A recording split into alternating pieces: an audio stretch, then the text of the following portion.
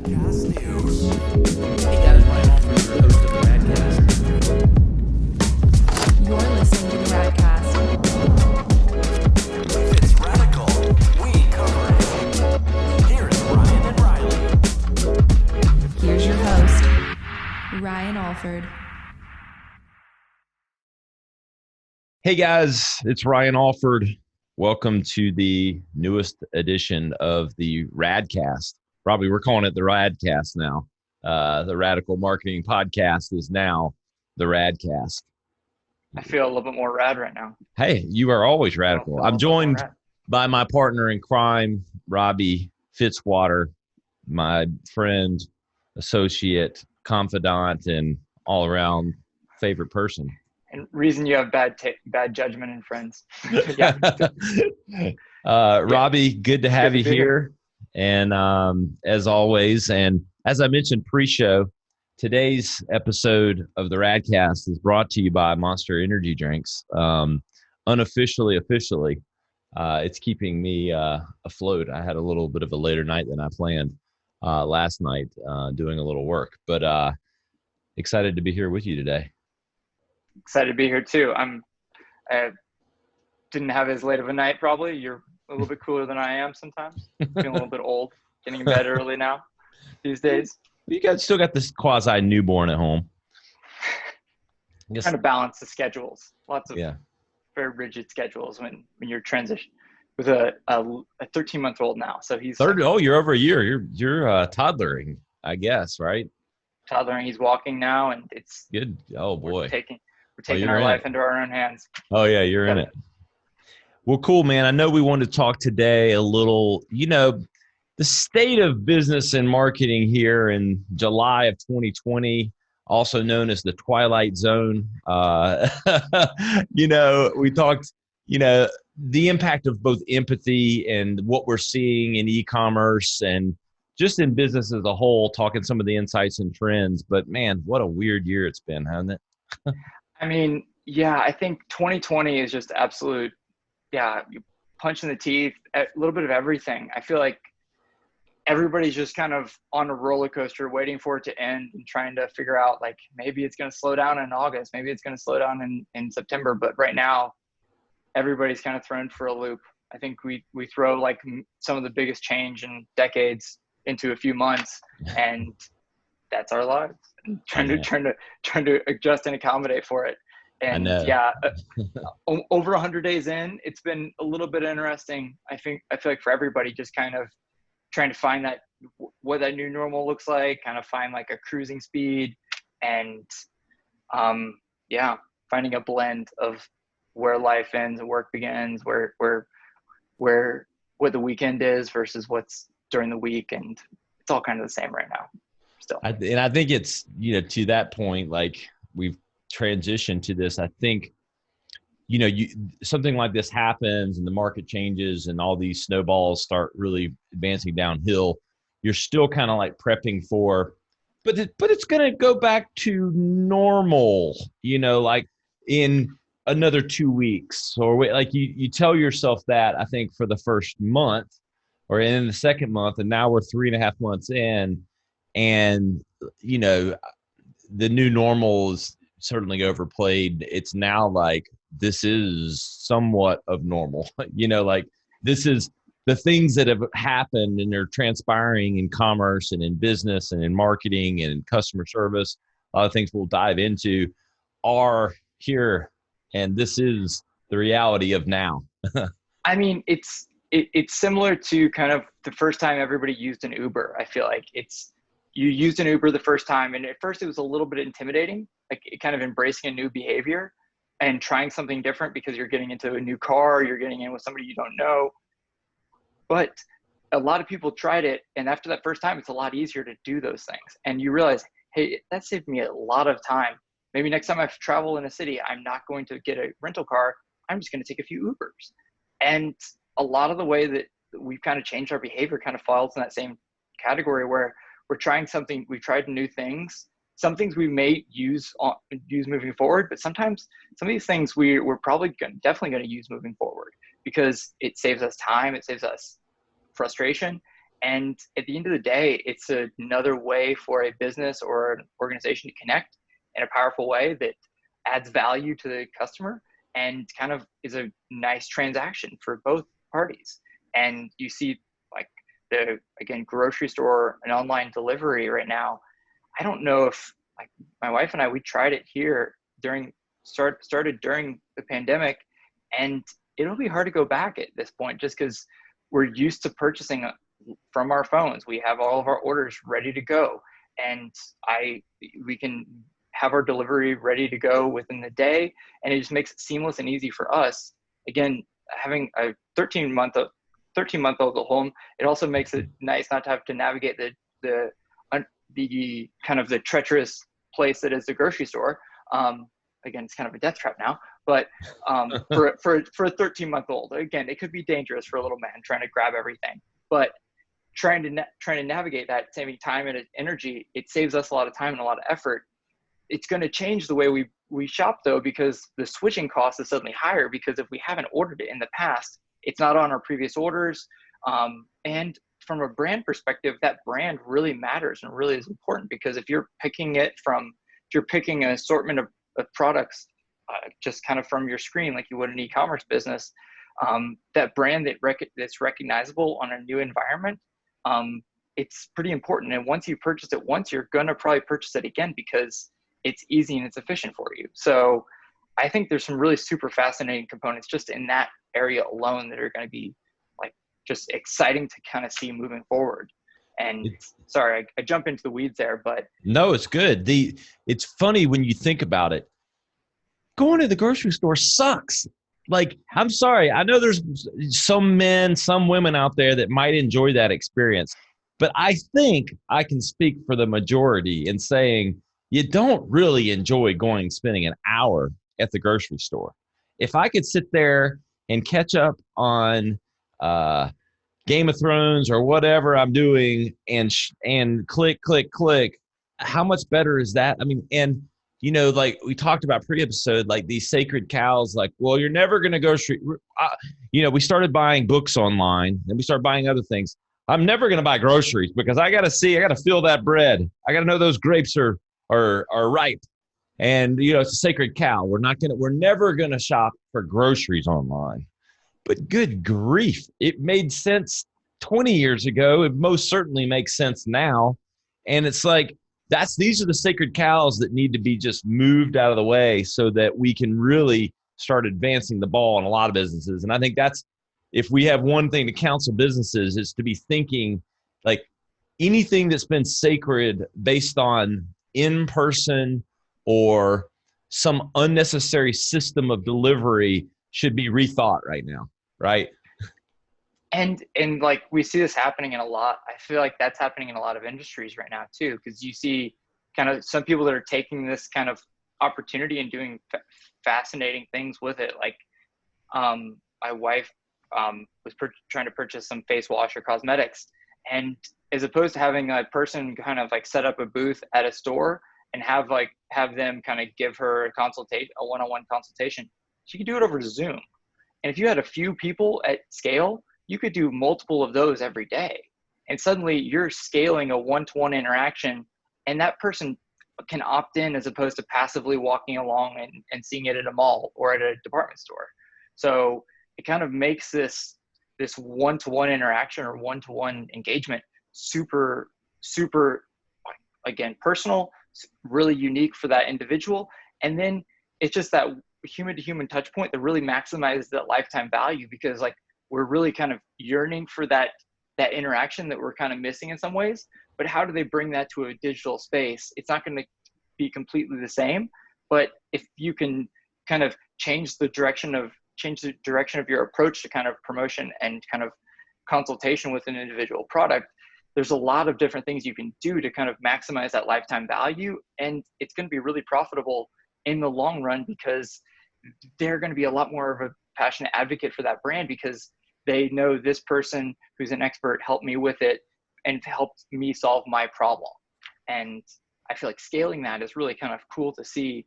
And where groups normally thought, hey, I need a sales team out in the field doing these things, like they're suddenly saying, hey, why don't we put our sales team on Zoom? And hey, when this is all over, we may want to keep them doing this because this is a lot more effective for them. Like they're going to sell more. So they look a lot better. And then it's a lot more efficient for customers because you don't have to go to the mall to suddenly get the insight you'd looked for specific products. So Exactly. And talk about, like the evolution of e-commerce, like hearing you talk. I mean, I'm thinking of like ideas right now. Think about an Amazon would make the most sense, but think about any considered purchase or any consultative purchase. If on the e-commerce site, you're browsing and right there, I know there's chat and there's stuff like that, but if someone can integrate the pop-up like a live person, like you and I are right now, like pops up consult, like I'm looking, let's use the makeup example. I'm looking at blush and I'm wondering if it has this chemical that might be bad for my skin or whatever those, my blush days are past me. Only time I'm blushing is when, my 2-year-old says something he shouldn't have at a store, about his bowel movements. But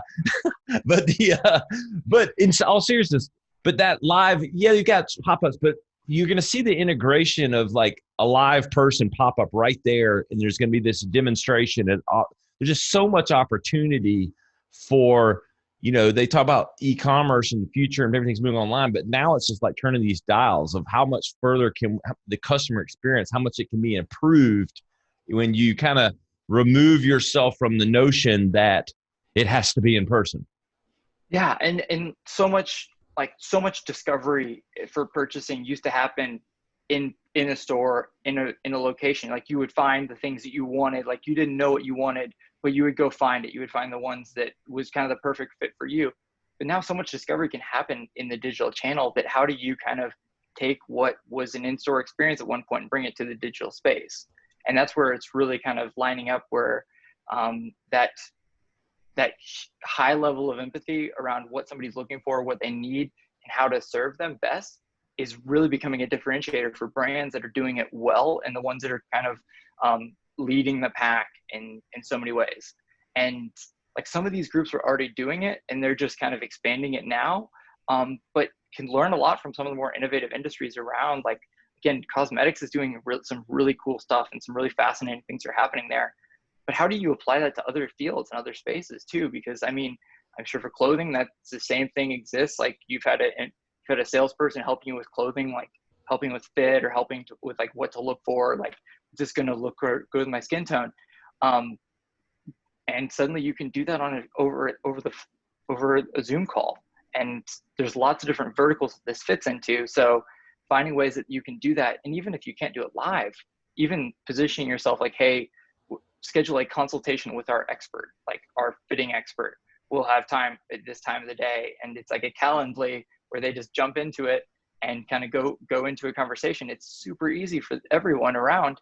And it just gives you part of your life back.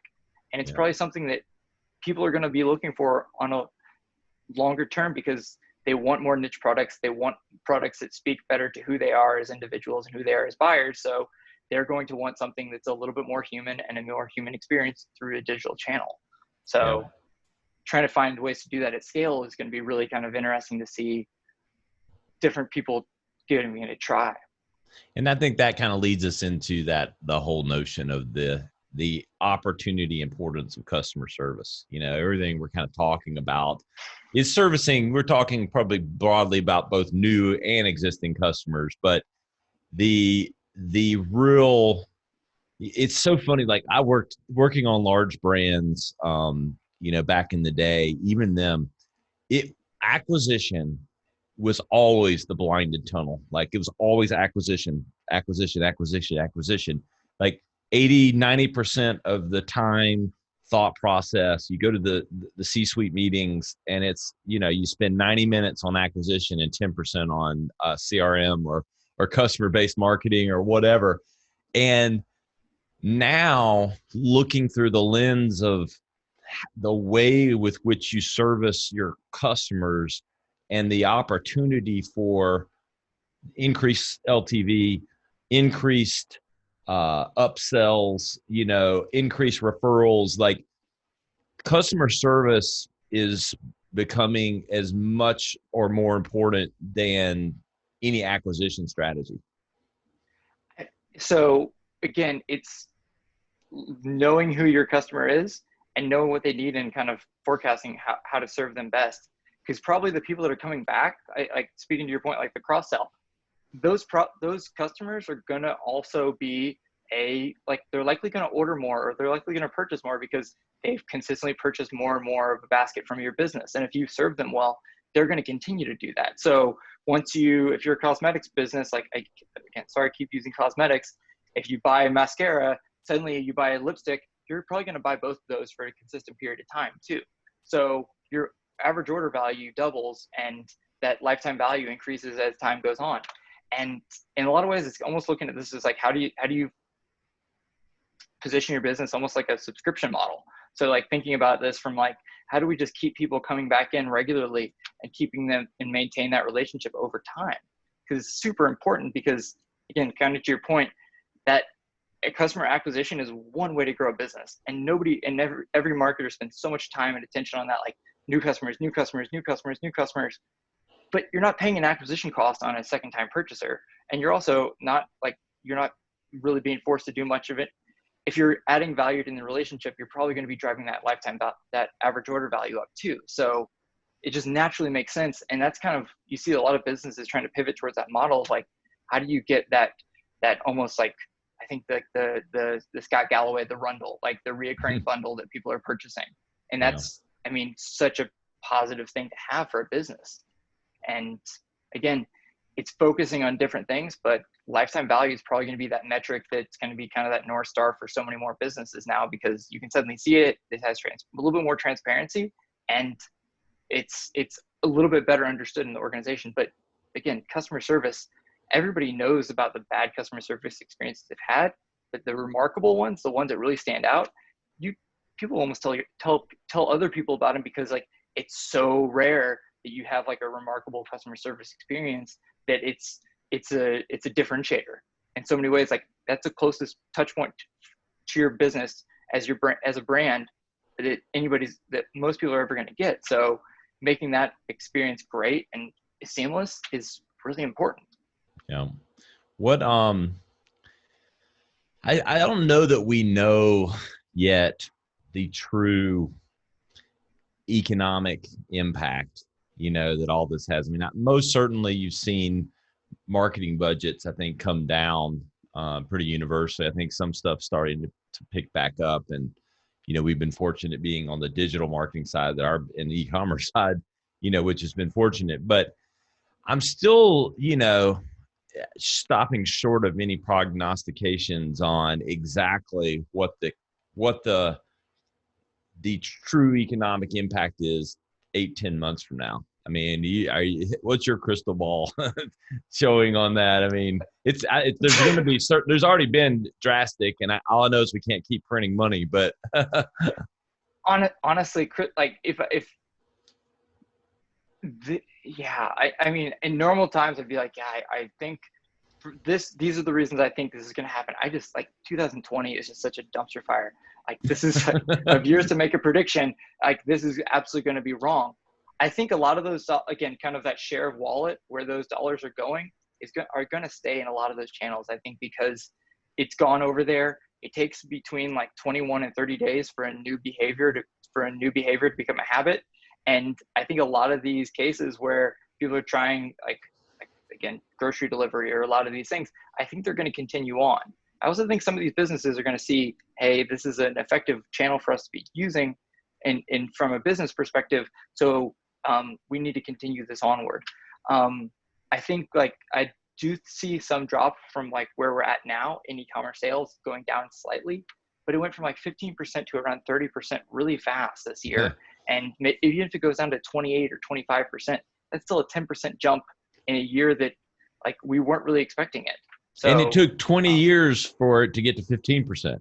Yeah. So again, kind of people that have been kind of the Band-Aid's been ripped off for so many people, them trying these new behaviors, trying these new things, it gets easier and easier every time. So next time they order online, they're like, okay, this is a Shopify store. I know how to use, like they're going to send me a code to my iPhone for Shopify and I'm going to use that. So I don't even have to worry about my credit card information. like lots of ways to make it seamless and easy for them.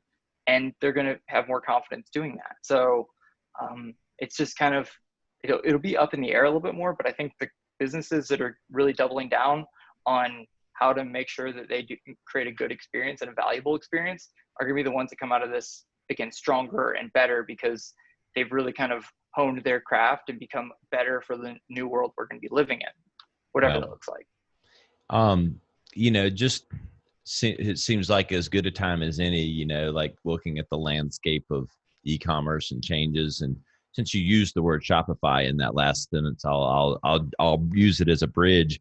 But the Walmart Shopify thing, was just announced this week. And, I think in any other moment in time, that would be like, the cannonball into the water. But I think just because of the news cycle and everything else, it's not been quiet, but it's probably quieter than it would have normally been. But that's quite the behemoth of the news, and the opportunity for, the million plus Shopify small and medium businesses, to have yet another direct channel with which to market and sell product is pretty big news. I mean, again, I love that they did this, and I'm so glad they did it as a partnership as opposed to an acquisition. Yeah. I was convinced, truthfully, Walmart, the natural next step made sense for Shopify. They've been trying to do this for years. Jet didn't work out the way they wanted it to. They've just never been able to really master the whole e-commerce thing. And even acquiring smaller brands like the Bonobos, those have never been as successful as they've wanted them to be once they've been acquired by Walmart. So this is kind of their opportunity to kind of distribute those shots. But again, it's a platform that gives those smaller groups, those kind of the mom and pop stores, a lot of power and a lot of again, opportunity, because they are never going to necessarily outscale Amazon, but they can serve their niche and their community better than Amazon ever could, because that's the only thing they specialize in. They care about it. They focus on it. And for them, it's this kind of blank canvas that they can really create a business on that kind of makes the friction of all the things you have to do so much easier. Again, you could probably speak to this, is again, building a Shopify website, how hard is it versus building a website 10 years ago or 5 years ago? Oh my God. It's, night and day. I mean, really the things you had to worry about, 10 years ago, the cart experience, the product organization, it's written as complicated as all that stuff was. The integrations that are now just automatic through Shopify. The biggest opportunity with Shopify is really just the tech stack that you layer on top of it. And that's why you hire someone like us or another firm or whatever, is for the knowledge and understanding of the tech stack that you layer on, and the branding of it. But good grief. I mean, now I can't even in my right mind, 9 out of 10 businesses that would approach us, I would be putting on Shopify. I mean, and you and I have had this discussion many a times, and even when we first started working together, I had my inhibition, not because I love Shopify, but I was still of that mindset that it wasn't right for, certain businesses. But as we're working with, a fabric company that's got 20,000 SKUs, and gladly putting them on Shopify, my mindset has changed with just the power and the flexibility and the integrations that 10 years ago would have taken, a dev team of 20 and and about $200,000. Yeah, a lot of Not cash, more. a lot of people in a dark room coding for days at a time, and then it's gonna break, and then you're gonna have to fix it and readjust. And so much of that is creating a Shopify account. If you wanted to create a Shopify store, it's almost as easy as making your own Facebook page. You have to put a few things here and there to fill it in and make sure your payment gateway is okay. But really, it's super simple, and you can have one up in a few hours. So it takes away all that friction that was there in the past, and allows those merchants, those people that are really doing it well, to focus on what they do well, as opposed to worrying about all those nuts and bolts of running a back end of a website. You just got to keep your business running and humming, and it's going to be an efficient business, because they get to focus on either the marketing or the business, as opposed to focusing on all the technical sides of the website. So it's a platform that kind of like an Amazon, it kind of distributes a lot of the power across the network. And as more and more people see how it's done and see how easy it is, we're going to see more and more groups jumping onto it. I think like Heinz Ketchup made a Shopify account the other day. Like Heinz Ketchup, you never would imagine a CPG business jumping on Shopify, but it's so easy, and suddenly they can sell direct to consumer. And guess what? When you sell someone on Amazon, like that's Amazon's customer. Suddenly when you sell on Shopify, it's your customer, and you can bring them back in, and that LTV can increase and increase. So for so many of those businesses, it makes so much logical sense, and it's getting easier and easier as the barriers go down. And then we're not reinventing the wheel every time either, because like you said, like the tech stack, like somebody's figured out shipping with Shopify. So again, add an app. Like somebody's figured out email with Shopify, add an app. Like it's just simple, easy things you can do to make your process seamless, and hopefully, again, automate as much of the work you're not going to be as skilled at, and really do good work.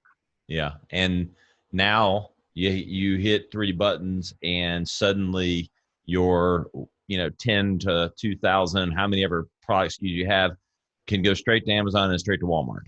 And all of it go there syncing automatically at 2 of the largest marketplaces in the world. And, it's 2 button clicks away. And so it's just unbelievable. It makes it really easy. And that's a game changer that it represents in so many ways. And then I know like Shopify fulfillment's trying to come online soon. So like they want to have like, hey, if you can't warehouse it, you can't fulfill it. Like that's a big problem for a lot of groups, like warehousing and fulfillment. Like it's more of a headache than a lot of people expect it to be. But if Shopify is doing that for you, again, at a percentage, naturally, but if they're able to do that for you, that's another piece you don't have to worry about. So again, you can almost be product focused and product and customer focused, and you don't have to worry about the warehousing. You don't have to worry about the fulfillment, because they can handle it for you. And it's just opportunities that they're opening up for those smaller retailers and smaller shops that are really exciting to see kind of moving forward, because that's where the real magic in our economy is going to happen, is because Amazon's going to grow. Amazon's going to continue to grow, but people are going to want more and more niche products because they really want to jump on board with the story of the business that makes it. Like you care passionately about a few things, like the commodities people can buy on Amazon, the small, again, really thoughtful niche products can be bought on Shopify. Exactly. What else are you seeing out there that, feels news and noteworthy?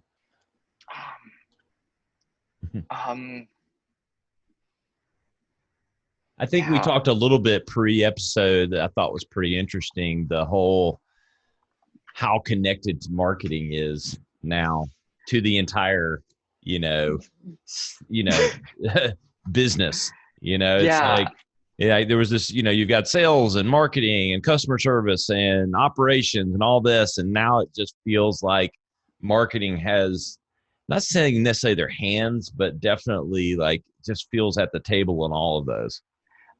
It's the reality kind of right now. And I think I mentioned it too. Like, I think the CMO is a more likely role as a CEO as a next step than there ever was in the past, because you have so many hands and so many cookie jars across the organization. Like if you blend together marketing with PR and then IT and then PR, IT, and then customer service, that's basically what marketing entails right now. It's like every different customer touch point in so many cases, because you have to understand what the customer needs, what the customer wants, and how they think, act, and feel. And when finding a way to kind of tie all those together in a really seamless package is going to be kind of like a differentiator for so many businesses. So the marketer has to kind of wear so many different hats, but they have to be kind of customer obsessed in so many ways, because they're touching that customer in so many different places and finding ways to position the company. Like you hear feedback from customers who haven't been happy with something or whatever. That's an opportunity for them to grow and change. And it's kind of more magnified in this space, because if you're in a digital space, the operations completely change, and that storefront is suddenly your website or your app. And that's where so much of this interaction is happening.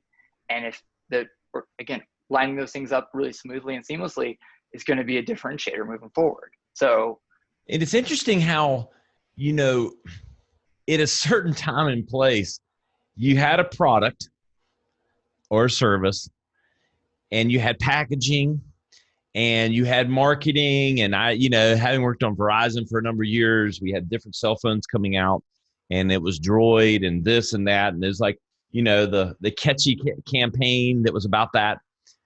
And it's not that there's not room for that anymore. There's still room for that. But now as a marketer, consumers want so much and deserve so much transparency in every single asset of where did you get the components of that thing? How is it made? Who was working on it? What's the makeup of your company? It's not just catch me with a gimmicky product and win me my heart, mind, and soul. Now there's just like this, and I don't know if it's self brought on or if it's reality, if consumers really want to know, but you have to like the luggage of the marketer. You went from, I just had this carry-on bag, and man, now I got the carry-on bag, the 2-week luggage, and everything else to kind of go with me, and how I tell those messages, Yeah, I have to understand how to message around supply chain transparency and like not having messaging that's not going to resonate. And I have to understand how a tech stack works too. And just all of these finite things, it becomes really daunting really fast. And like, again, there's opportunity for burnout there, but it's kind of becoming that, again, a more and more important role. And in a lot of organizations, it's hard because it doesn't have the weight it deserves in so many cases. Like, again, as a marketer, I feel passionately and strongly about this, but it's really hard to do all of those things at the same time. And in so many cases, like a lot of people need to either delegate and get those off their plate, or need more resources from the marketing organization, or giving more power to the marketing piece of the organization to make those decisions and have, like, again, you're going to hear it before the product is shipped, after it's shipped, what their experience is like.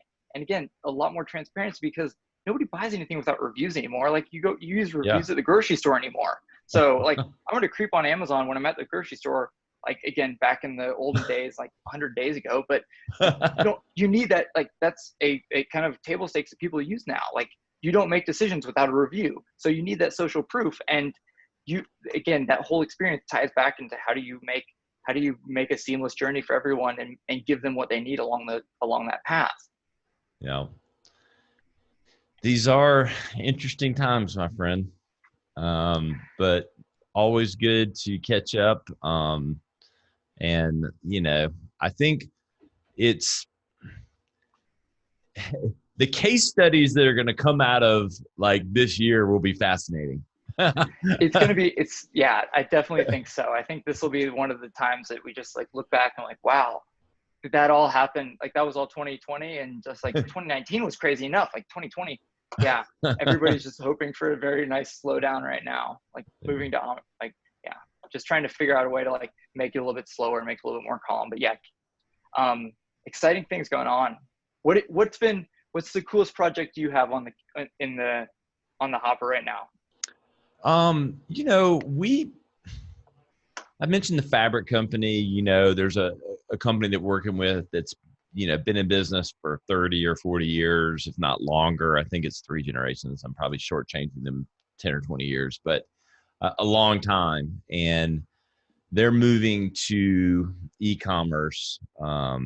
They just have price and selection that will really immediately put them in a national leadership position with their e-commerce presence. And it's fascinating taking something that's just been offline and 100%. A lot of times companies come to us and it's like improving a digital experience or improving e-commerce, but taking a historically always offline business that has the volume of opportunity that they have is fascinating and interesting, scary and great at the same time. So,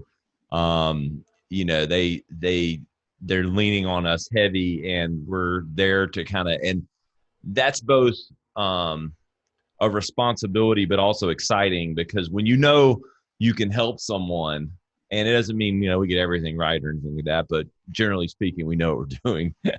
and so it's fun watching that all come together and building that kind of from the ground up. That is a tall order, especially a large organization, no digital presence and suddenly becoming an online brand. Yeah. So it's not, no pressure at all there. No pressure. Yeah, no pressure. No pressure. We accept it gladly. Well, cool, man. It's been good. I love catching up with you. Look forward to the next one. And I hope everyone has a great 4th, including yourself. And you venture out of that closet now. I know. Or bedroom.